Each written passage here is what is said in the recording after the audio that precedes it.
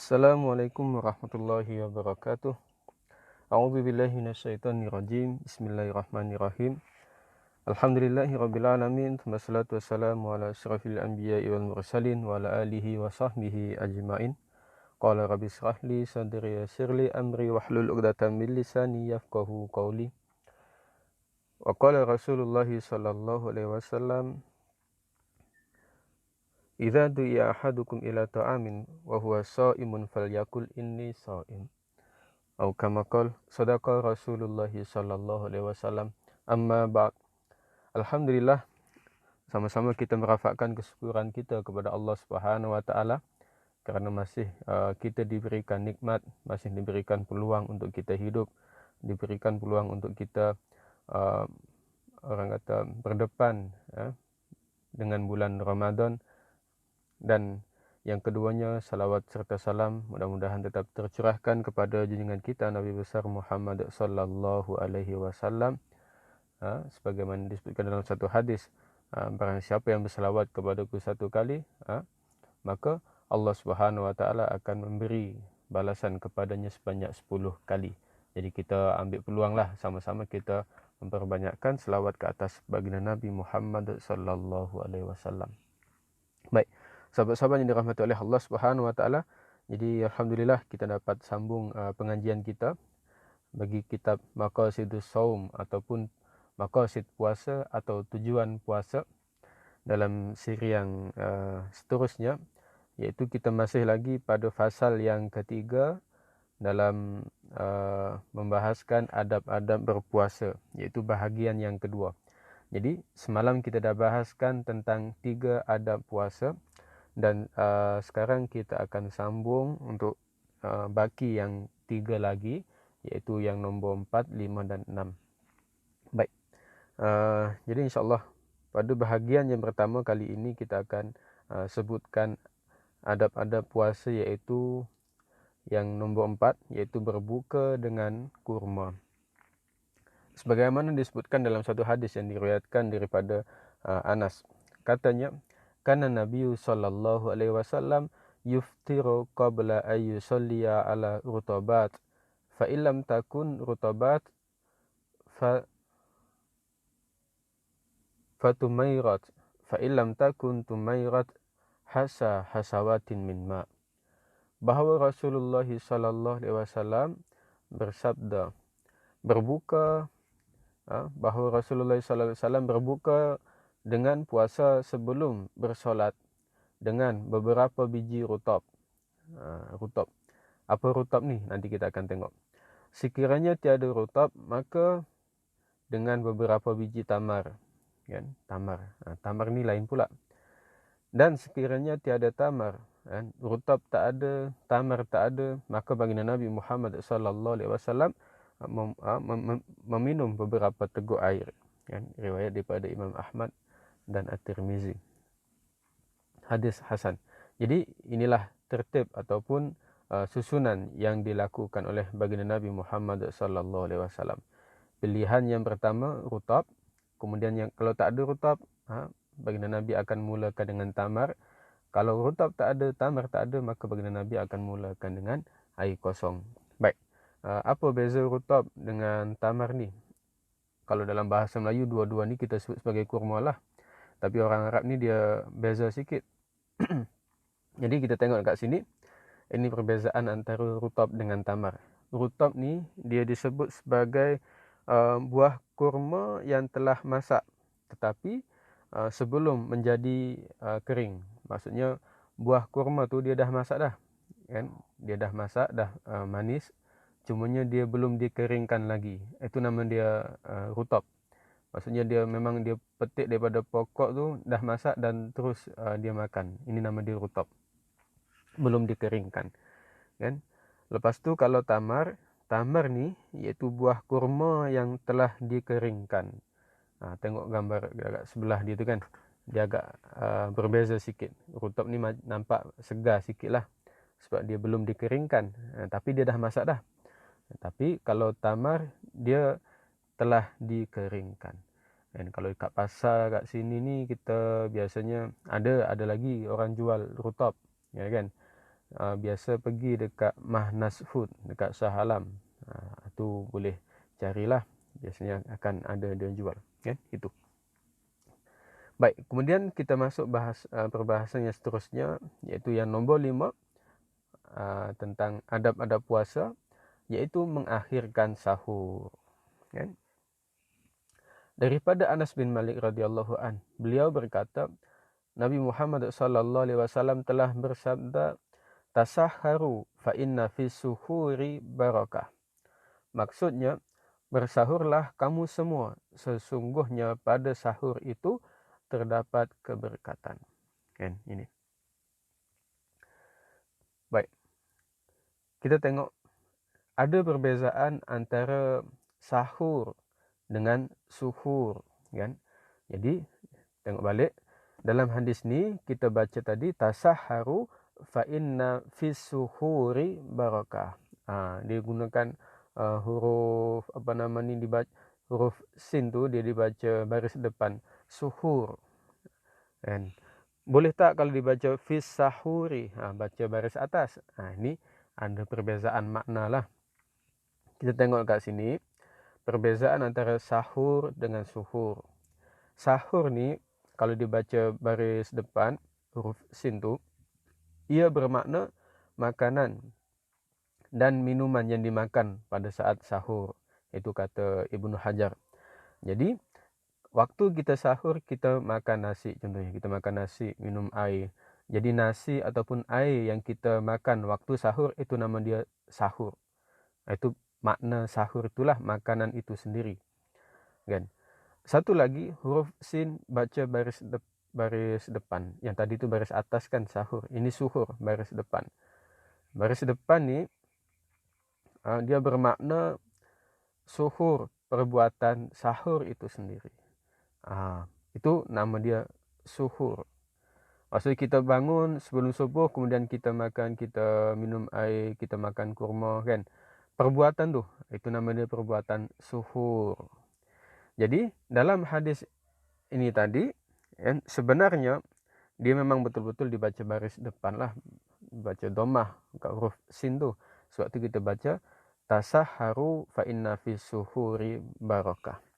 Bersahurlah kamu kerana sesungguhnya pada perbuatan sahur itu sendiri ada barakah dia. Maka ini kesimpulan dia, kalimah dalam hadis iaitu membawa makna keberkatan pada perbuatan melakukan sahur itu sendiri. Baik. Seterusnya kita tengok bilakah waktu sahur, kan? Apa permulaan dia ataupun pengakhiran dia. Kita tengok kat sini. Permulaan waktu sahur ialah akhir malam sebelum masuk waktu subuh, kan? Akhir malam. Maksudnya kalau kita sahur pukul 12 malam tu, belum lagi dikira sebagai sahur lah. Kita sebut akhir malam ni maksudnya biasanya sepertiga malam yang terakhir lah. Itu yang lebih tepat lagi, kan? Jadi sepertiga malam yang terakhir maksudnya lebih kurang antara pukul 2, kan? Pukul 2 hinggalah sebelum masuk waktu solat subuh. Itu permulaan sahur. Kemudian akhir sahur ni bila? Akhir sahur ialah ketika mana keluarnya fajar sodik. Fajar sodik ni apa dia? Secara mudah masuk waktu solat subuh. Itu habis dah waktu sahur, kan? Masuk waktu solat subuh ataupun azan subuh berkumandang, itu maksudnya sahur dah habis, kan? Kemudian dekat tengah-tengah tu kita tengok ada imsak. Imsak ni apa? Biasa kita selalu dengar, kan? Imsak. Imsak ni iaitu 10 minit sebelum masuk waktu subuh. Itu.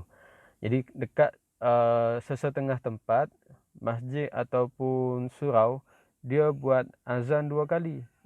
Kena hati-hati. Azan yang pertama menandakan masuk waktu imsak. Biasanya lah dia tak masuk subuh lagi. 10 minit sebelum subuh dia bagi azan terlebih dahulu. Biasa azan yang ni dia tak kuat sangat, dia biasa-biasa je. Itu azan kali pertama. Kemudian azan yang kedua, itu betul-betul masuk waktu solat subuh, kan? Tapi waktu sekarang ni jaranglah ada tempat-tempat yang macam tu. Cumanya Jangan terkejut nanti kalau pergi mana-mana kan, pergi ke satu tempat dalam bulan Ramadan ke, pergi luar negara atau pergi ke satu kampung, tiba-tiba 10 menit sebelum waktu subuh dengar azan kan.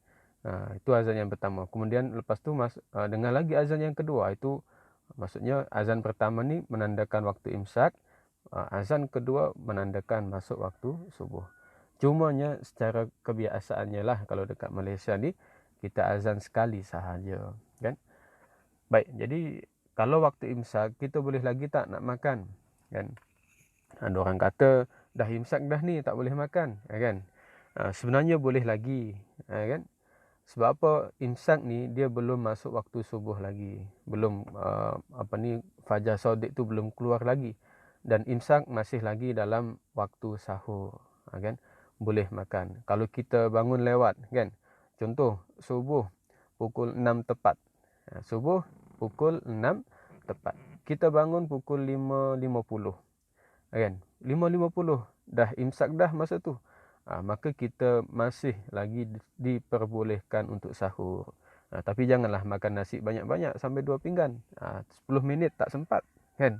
Makan sikit, minum sikit kan, sekadar mana yang sempat. Itu pada waktu imsak diperbolehkan. Lepas tu kenapa Ustaz kena ada waktu imsak kan? Waktu imsak dibuat supaya apa? Kita ni berhati-hati. Jangan sampai kita terlajak. Itu tujuan dia.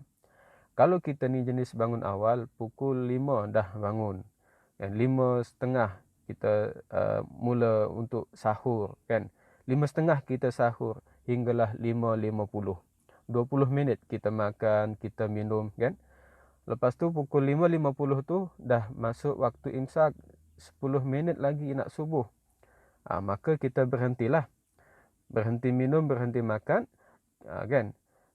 Untuk berhati-hati supaya tak terlajak sampai ke waktu subuh kan. Jadi pada waktu imsak ni kita lebih baiklah, ini yang Ustaz cadangkan.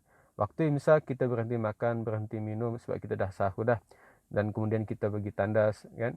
Gosok gigi, berus gigi kita, ambil wuduk, siap-siap untuk solat subuh. Itu lebih baik. Kan, jadi waktu imsak ni sebagaimana yang kita sebutkan tadi, sebagai kesimpulan dia waktu imsak masih lagi waktu sahur kan. Masih diperbolehkan makan dan minum. Cuma kita kena berhati-hati. Lebih baik kita berhenti pada waktu tersebut supaya tak terlajak kan. Jelas ya? Baik, tentang keberkatan bersahur. Diriwayatkan daripada Amr bin Al-As radhiyallahu an bahwa Rasulullah sallallahu alaihi wasallam bersabda, "Faslu ma baina siyamina wa siyami ahlil kitabi aklatus syahri." Perbezaan antara puasa umat Islam dengan puasa orang-orang ahli kitab, yaitu Yahudi dan Nasrani, yaitu dengan makan sahur. Ini yang membezakan antara puasa umat Islam dengan orang-orang Yahudi ataupun Nasrani, yaitu makan sahur. Ibnu Hajar Al-Asqalani menjelaskan hadis ini, menyebut berkat pada waktu sahur terhasil daripada sudut yang pelbagai. Kan? Banyak berkat dia tu. Sama ada yang pertamanya ia mengikut sunnah kan, serta berlawanan dengan ahli kitab. Kan? Ikut sunnah baginda Nabi dan membezakan dengan orang-orang ahli kitab. Kemudian yang keduanya, ia menguatkan tenaga untuk melakukan ibadah puasa. Jadi kalau kita sahur ni, puasa yang kita jalani pada hari tersebut, kita pun lebih kuatlah, lebih bersedia kan, ada tenaga. Kemudian serta menambahkan semangat untuk berpuasa. Jadi kita pun semangatlah nak puasa tu kan. Beza dengan orang yang tak sahur. Orang yang tak sahur ni dah gelabah. Agak-agak aku ni mampu ke tak kan nak melaksanakan puasa tanpa bersahur. Itu. Kemudian menahan daripada perbuatan yang tidak baik disebabkan oleh lapar. Ini untuk mengelakkan lapar tu kita kena bersahur. Tak naklah kalau kita tak bangun sahur, tiba-tiba pukul 10 perut dah bunyi.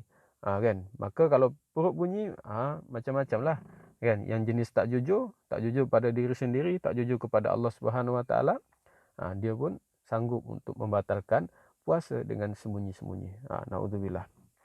Kan? Kemudian penyebab memberi sedekah kepada yang meminta dan sebab kepada berzikir dan berdoa. Waktu mustajab untuk berdoa dan waktu niat untuk berpuasa bagi yang lupa niat sebelum tidur. Jadi pada waktu sahur ni ada banyak benda yang boleh kita buat.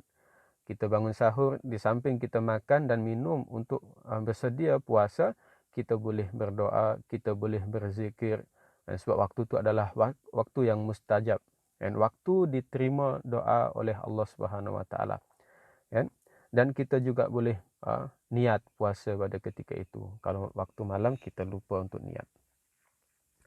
Jadi sebagai kesimpulan dia, keberkatan bersahur, kita bangun sahur tu ada dua keberkatan. Yang pertamanya keberkatan syar'iyah. Apa dia?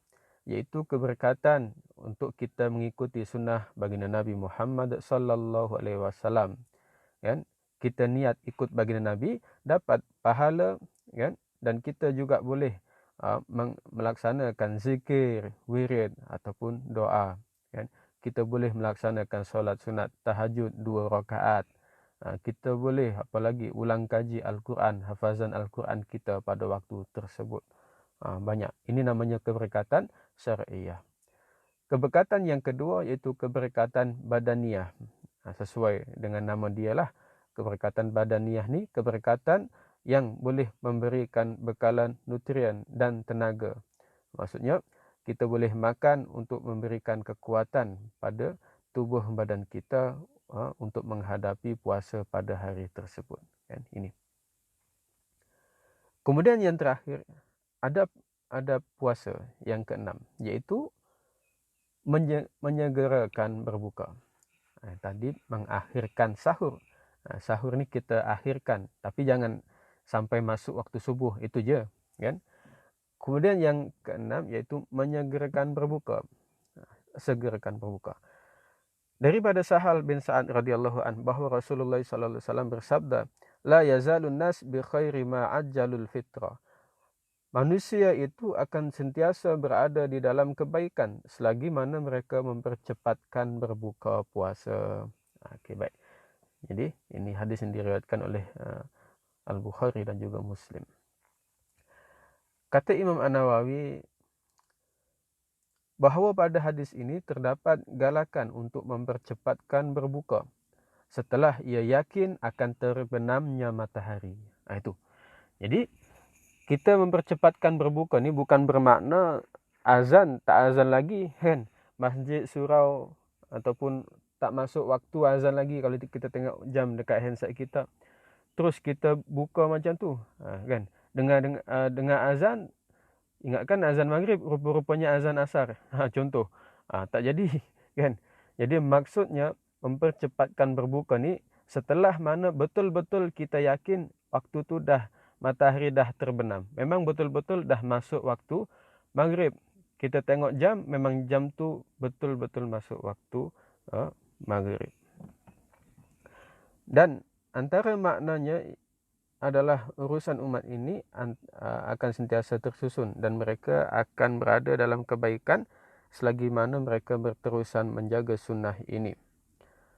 Dan sebaliknya jika mereka melewatkannya, ini menunjukkan tanda kerosakan telah berlaku padanya.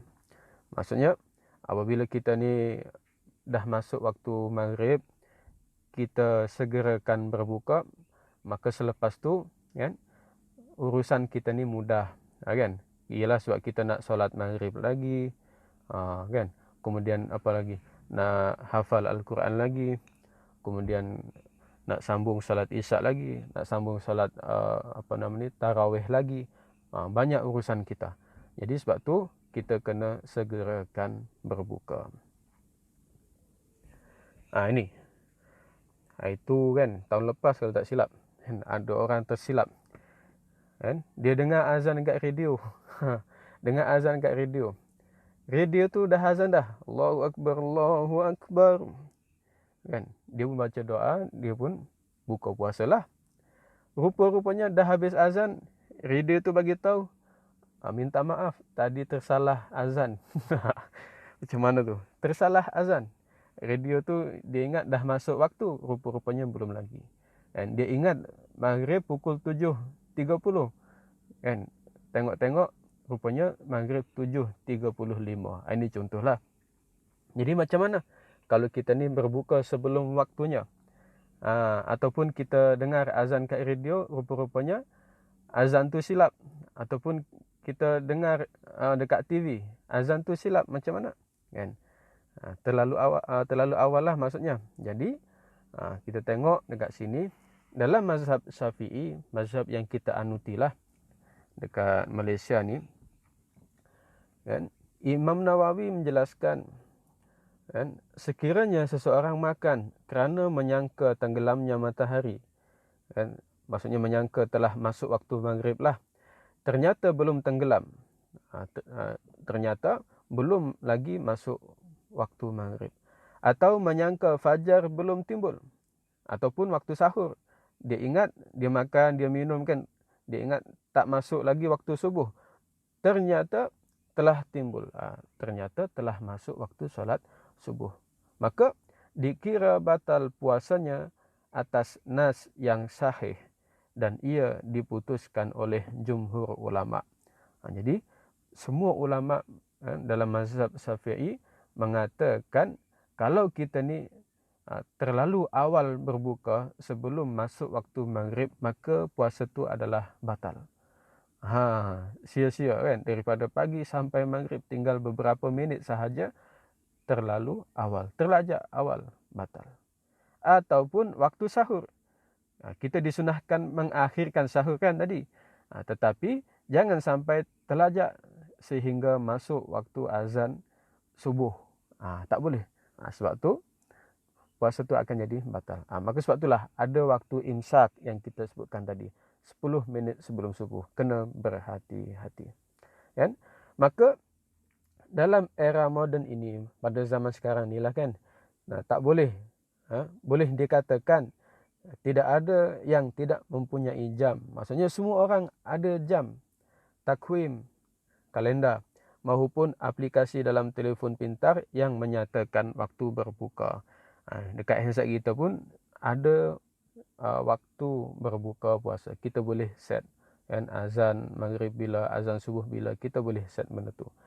Maka sewajarnya kita lebih berhati-hati dan tidak terburu-buru berbuka puasa sebelum disahkan dengan yakin. Jadi kesimpulannya kan, sahabat-sahabat yang dirahmati oleh Allah Subhanahu Wa Taala, mengakhirkan sahur dan menyegerakan berbuka puasa ialah mesti memastikan waktu masuk waktu salat subuh itu sendiri dan memastikan waktu masuk salat maghrib itu sendiri. Jangan sampai terlalu lewat dan juga jangan sampai terlalu lambat. Maka sebagai cadangan, kalau sekiranya kita ni ialah dalam keadaan pergi dekat hutan contohnya kan, berkelah, kita tak ada handset, kita tak ada jam tangan, macam mana nak tengok? Kita kalau dah dalam keadaan macam tu, perhatikan matahari tu betul-betul tenggelam, tak nampak dah kepala ataupun ekor matahari tu dekat langit, barulah kita berbuka puasa. Ini kalau dalam keadaan yang darurat, dalam keadaan yang terdesak. Tapi kalau kita ada dekat rumah, handset ada, radio ada, TV ada, jam tangan ada, jam dekat handphone kita pun ada, maka kita kena pastikan betul-betul masuk waktu maghrib baru berbuka puasa, kan ini. Jadi sekadar itu sahajalah untuk perkongsian kita pada sesi hari ini. Dan jadi secara kesimpulan itu adalah 6 perkara yang kita sebutkan tentang adab-adab puasa tadi. Dan insya-Allah kita akan sambung esok pada fasal yang keempat. Fasal yang keempat iaitu berkenaan tentang apa? Berkenaan tentang perkara-perkara yang perlu dijauhi ketika mana kita berpuasa. Jadi sekadar itu sahaja. Aku qouli hadza astaghfirullahaladzim li wa lakum wa li walidina wa li walidikum. Assalamualaikum warahmatullahi wabarakatuh.